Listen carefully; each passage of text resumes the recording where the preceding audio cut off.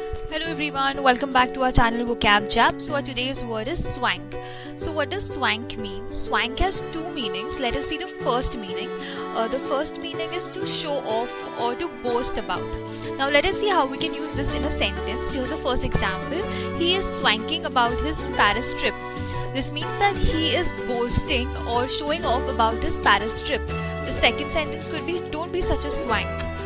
This means, don't be such a show-off. Let us see the second meaning of swank. So it means stylishly luxurious and expensive. So here is an example of how we can use this in a sentence. She invited me for a dinner party in her swank apartment. This means she invited me for a dinner party in her luxurious and expensive apartment. A few similar words to swank can be elegant, posh, fashionable, etc.